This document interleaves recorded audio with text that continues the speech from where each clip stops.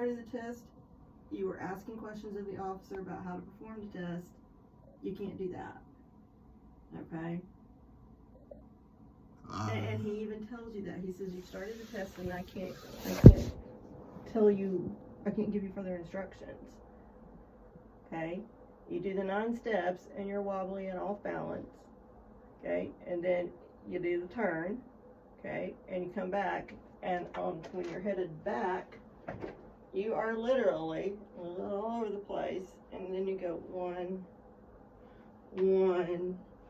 2, and continue on to 9, and then you make another turn instead of stopping, because that's the end of the test, and that's what he told you to do. You do another portion of the test. You keep going. That is failure to follow the instructions, and you were wobbly all over the place. Okay? Okay. That and then the gazing test, which you were like, oh, Westbrook, you're going too fast. Okay. No. Okay. They're testing the gaze of your eyes that you can follow their fingers and such. Okay, just like you would do at a doctor's office. Okay, and you weren't able to do it. Okay. So you are clearly failing all of the tests that he is giving you here to determine whether or not you are an impaired driver. And you don't see that? Nah, I don't. You're not even failing it, you're actually stating it. You said it real clear, you're moving too fast, you're moving the finger. Then when you gave you the instructions, you said it yourself. I gave you extra sets, even though that just is proven, then you couldn't follow the instructions. You continue to do it. You were told to do 9 steps. You took 1 step and counted, and then started counting again. He told you clear, I can't tell you how many steps to use to turn, just take small steps to turn. And you continue to fail to understand the instructions, and you and I know, and perhaps the jury will, then that's one of the effects of marijuana.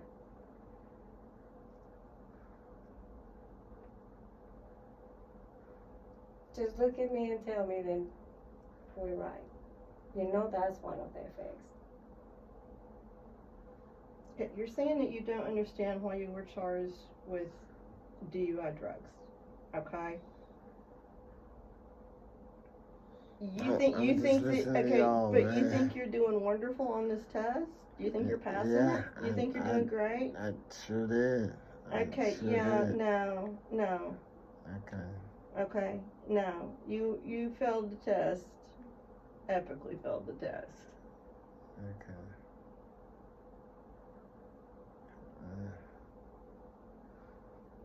Okay, so just based on the parts that we've watched on the DUI test here, the jury is going to find you guilty of that DUI. Okay? You're not following the instructions. You're not doing what the officer tells you to do. You're wobbly all over the place. The finger gaze thing, you're failing, and you're laughing, and you think you're having a good time there. Okay? No, it wasn't that.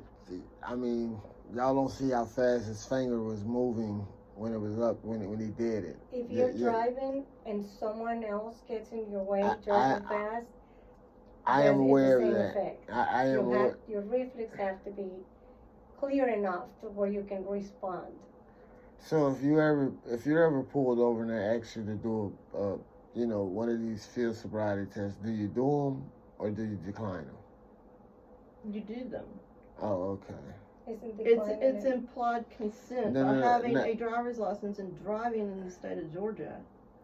No, but what I'm saying is, because you guys are saying, yeah, if the police get out and say, yeah, do all these tests that they just had me do, your guys are saying do them, right? Is that what you guys say? Okay, so you're asking me that say that I leave work here, okay? Yes, ma'am. And for whatever reason, an officer pulls me over. Yes. Okay. And he comes up, and even though I'm not high or impaired or anything, he has in his little brain that, hey, I think she's been drinking. So I'm gonna have her perform the roadside test. Yeah, I get out and I do the fucking test. Okay? And when I pass it with flying colors, then he no longer has probable cause to arrest me for shit. Yeah, well, you know, other lawyers that I've watched, and I mean plenty of lawyers, they say, yeah, when they ask you to get out and do these roadside tests, don't do them. All they're doing is building evidence and rapport against you. And that's all they did. That's all they did. But, you know, as you guys, as my lawyers and my private investigators, like, no, you're wrong here. You're wrong. And yeah, if they do pull you over, get out and do these sobriety tests so they can build rapport against you. So this is, you know, I understand how you know, and how this looks. I truly do. But next time, and to you, you're saying that you've passed this test and you don't think you should be convicted of DUI. There's no pass or fail. Yes, there is. It's no, there isn't. No. There is a okay, it's okay, don't believe me, it's fine. I'm trying to educate you, I'm trying to do my job here, but it's fine because you don't believe anything that comes out of my mouth anyway. Okay, so we're gonna skip ahead a little bit here to where, because that just continues with the test, okay? And we're gonna move ahead here a little bit.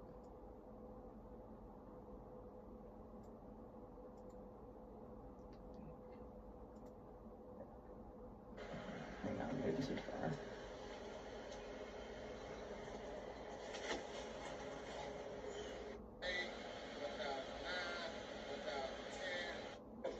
I'm just doing my job. A job. Yeah. Come on, man.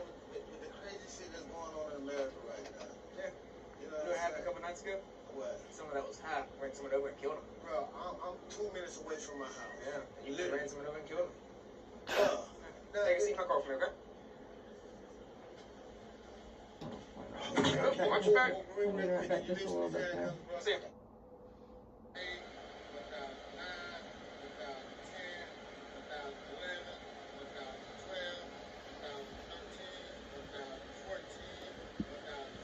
You may stop, man. Alright, I have one last test, and that's it. And then we're done. Okay? And this next test is quite literally the easiest test of the day. All you have to do is here's the hose, handstand by your side. Okay, this is not a balanced test. This test, come here. Here's the heels, toes, man. Alright? You're going to close your eyes, tilt your head back ever so slightly, and when I tell you to begin, you're going to estimate the passage of 30 seconds. And once you believe 30 seconds has passed, you're going to tilt your head back down and tell me to stop. That's when I'm going to stop my timer. Okay? Wait. What are we doing right here? Do I have to watch this part right here too? Yes, because if I skip ahead, it's skipping too far ahead because I want you to see what you said when you were being arrested. Okay? When they're putting the cuffs on you, you say something that is very important. So you need to Yeah, that everything in the car is mine. That's what I said. If you find whatever you find in the car is mine. That's what I said. Okay, so you remember that. Yeah. Okay. So you've just claimed ownership of all the drugs in the car or anything else they found in that car that is illegal. Okay. Okay? So you admitted that the illegal narcotics found in there are yours. Yes. Okay? There's absolutely nothing I can do with that to try to save you. Nothing at all. Yes, ma'am. You admitted to that. Yes, ma'am. Okay? Jury is 99.9% going to find you guilty on the DUI because the evidence is there. You just watched it, and despite what you believe,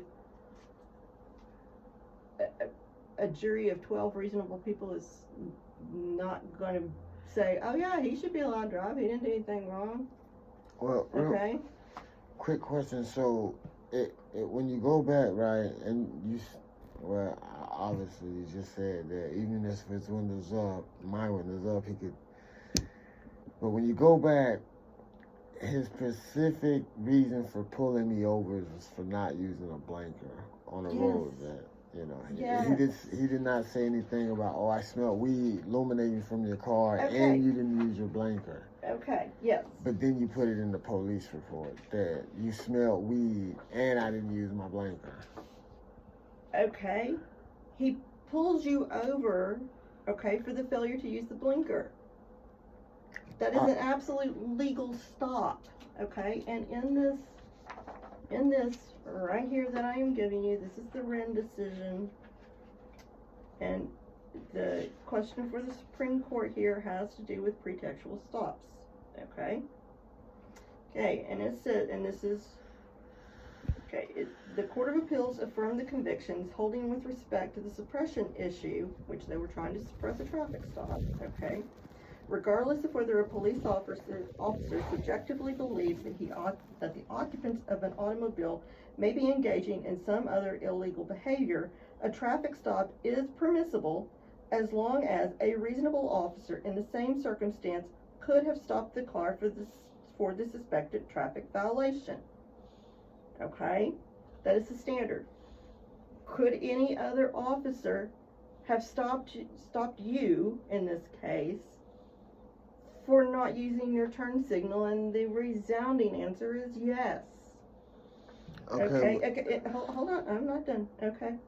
As a general matter, the decision to stop an automobile is reasonable where the police have probable cause to believe that a traffic violation occurred. Failure to use your turn signal when turning is a traffic violation. On to the next part, okay? And this is the Supreme Court referencing one of their other opinions.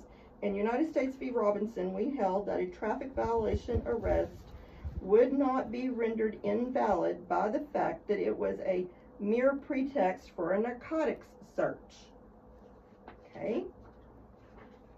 So they're saying that as long as the officer has a legal valid reason for pulling you over for the traffic violation, then that is fine. That is a good legal traffic stop. That is the United States Supreme Court. Now this is the Georgia Court of Appeals. Okay? Can I say something? With this traffic stop, right, does it also, I heard that the camera backs up, you know, like maybe 2 to 3 minutes after the pull, meaning that before he initiate his lights, when he does initiate his lights and the camera start rolling in the car, it's a delay that you can go and get those 2 minutes, probably maybe 3 other footage. You know what I'm talking about? If I felt that that was in any way going to help you, I would do that. I don't think that that footage is going to help you.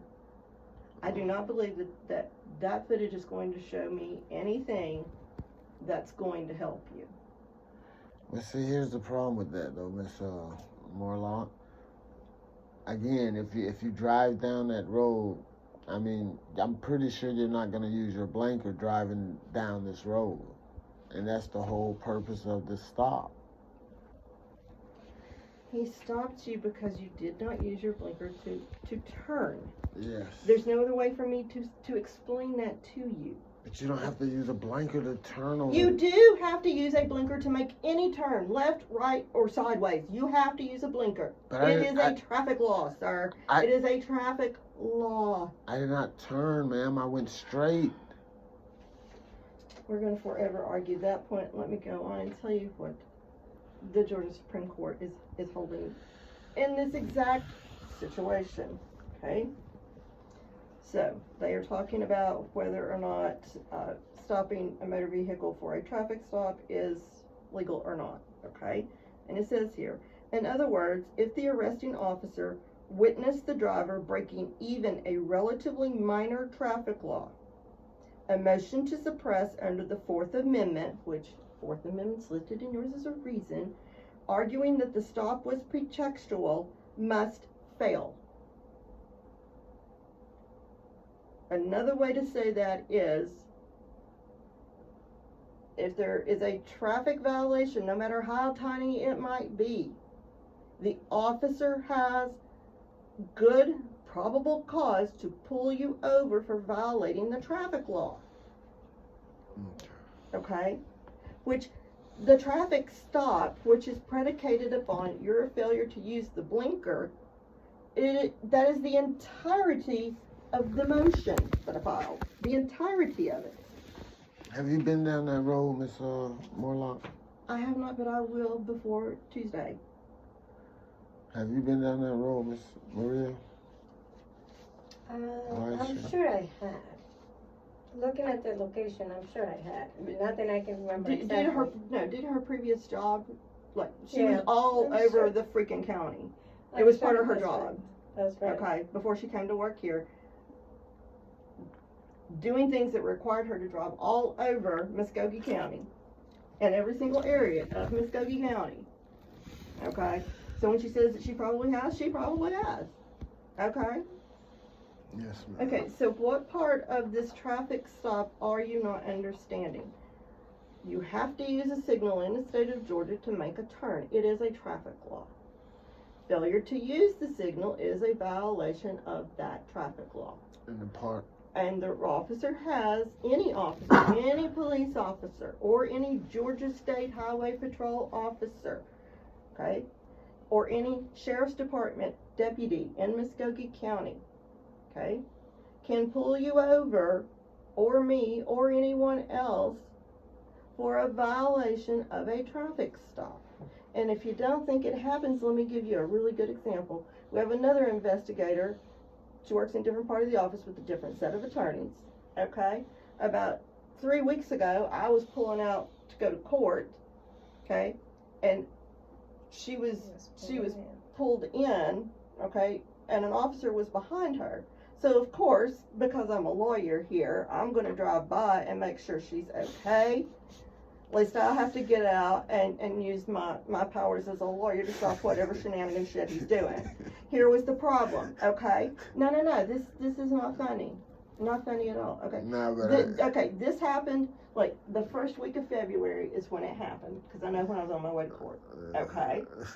Her tag on her car expired on January 31st. Now, she had the tag with her, okay? She just had not put the new sticker on to the plate, okay? Therefore, she violated a traffic law which gave that officer reasonable cause to pull her over, even though she had the new tag with Mr. her. Morlock, I am aware of what you're saying. I promise I am, but I did not violate. I did not need to use a turn signal on this street. Like, why? I don't know how else to put this. Like when you first hear the video, the man say, "We're in OPE fucking up shit." That's what he said. These people had no reason to pull me over. They had no reason at all, and that's the loophole that they use, because I did not use a blinker on a road that is a street that's connected to the same street that's a S-curve in the street. Come on. Okay, we're not going back to the S-curve argument. I've explained that to you. Cody stood here and explained it to you at our first meeting. I'm not arguing with you anymore over that. Okay, so what's going to happen is Tuesday, before we start picking a jury, okay, we start at the courthouse, and the judge is going to hear the motion to suppress. The officer will testify, okay, officers will testify about the stop in the case, okay? Okay.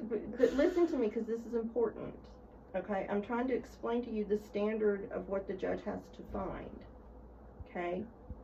The judge has to find that a reasonable officer, whether it be Muskogee County Sheriff, whether it be Columbus PD, whether it be the Highway Patrol, that any other officer seeing this has a valid reason to pull you over for failure to use the blinker. I know what you're saying, that you didn't need to use the blinker because there wasn't a turn, okay? They also have to prove that you made the turn without using a blinker, okay? Then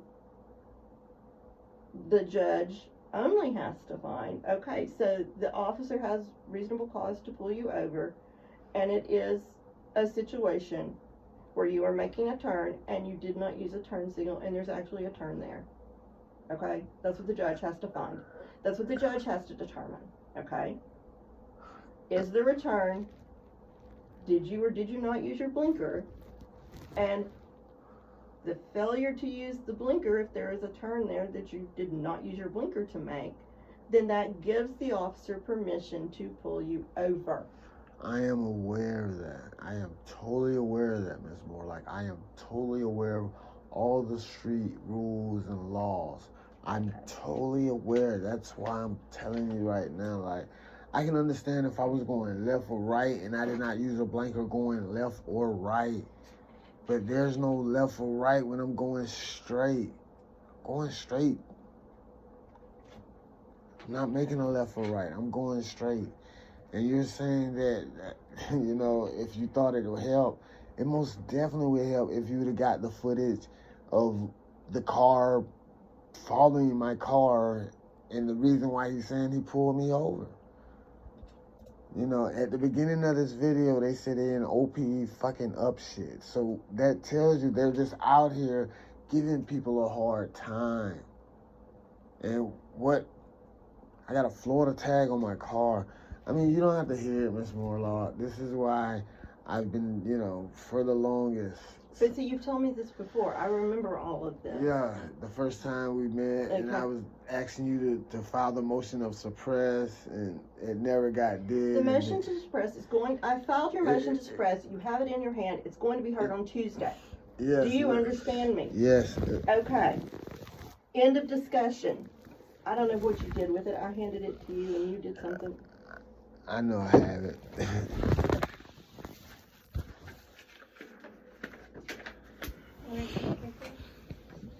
He's missing his. Oh, it's copy right of here. the motion. Okay, see? Okay, now, I sent a text when you were sitting here watching this, asking the ADA on your case if she has someone in her office that is available to download this from GTEC. Okay, so I'm going to read you what she responded. 1 second here. I will see what I can do. Incidentally, just finished going through this whole criminal history, including Florida. I did not realize that he is a 1610-7C. Okay, and then she says, and this is just a comment. I'm going to explain that to you. Okay, boy's taking a big chance. Recidivism notice being filed now. Okay. And I'm going to pull the law up for you right now, right here. Turn my computer on so I can do it.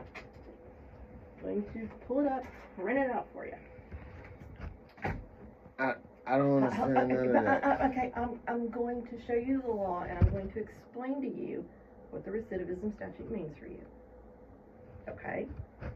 First, let me pull the code section for you. I'm going to print it out so you have it.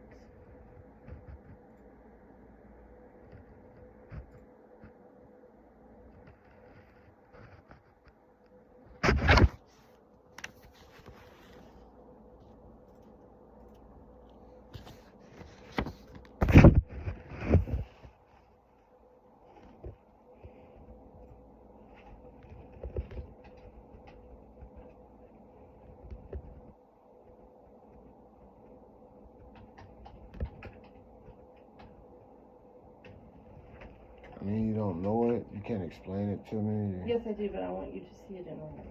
I know exactly what the law is.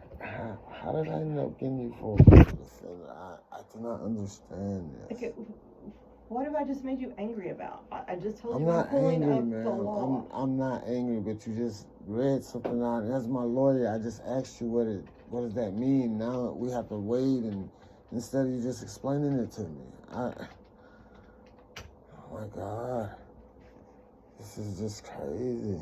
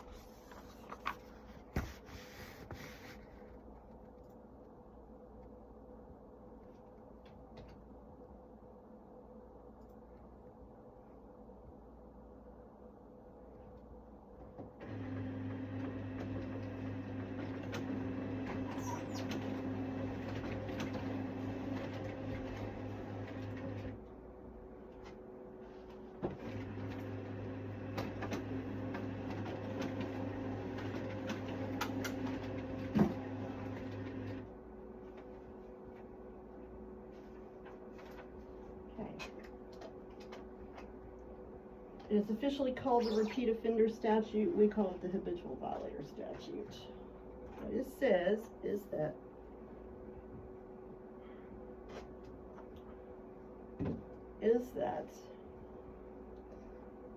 anyone who has more than, in certain situations it's 2, in your situation it is 3, prior felony convictions anywhere in the whole entire United States. It does not have to be the same felonies, okay? Just 3 prior felony convictions, okay? Then, on the conviction of a 4th or subsequent felony, the judge has no option but to sentence you to the maximum amount of time that the statute permits, and it must be served day for day, is not parole eligible. It cannot be probated. None of it could be probated. And I'm going to highlight that for you.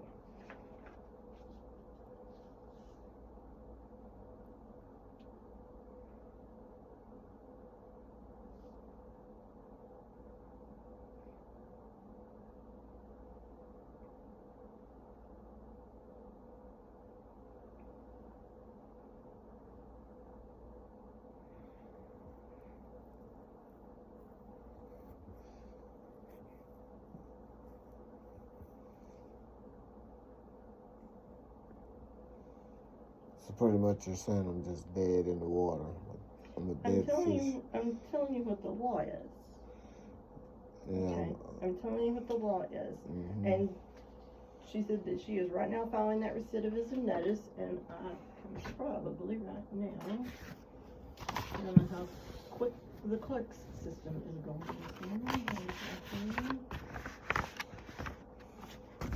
So what is the 46-C7? What she said? That's this code section that I just explained to you. Oh. Okay. It's code section 1710-7, and the applicable, like these little letters and numbers that are out through here, they tell you what different things are. And under the law, you have 3 or more prior felony convictions, correct? Yeah, I'm aware of that. Okay.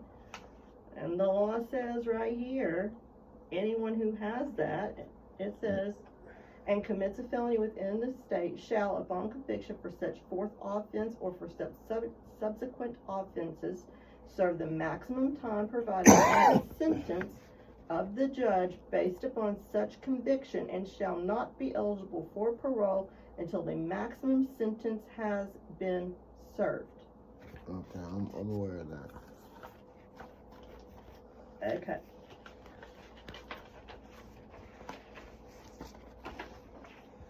Here's your recidivism notice.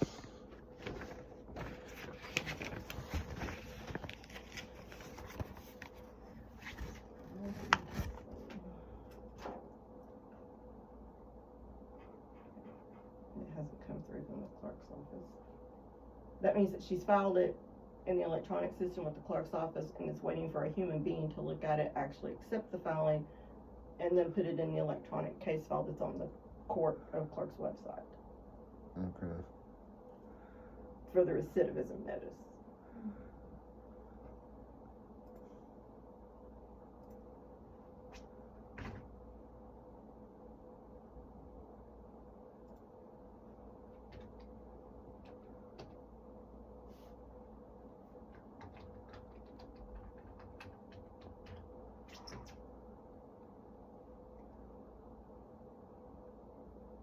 So what questions do you have for me about your case before we start trial on Tuesday? I don't have no questions. And what is Tuesday, the 21st? Tuesday is the 18th. Oh. Yeah, they're still processing it. Because the last thing it shows filed was my motion from yesterday. So, the clerk's office, she has submitted it, just like if I file something, it gets submitted via our electronic filing system, okay?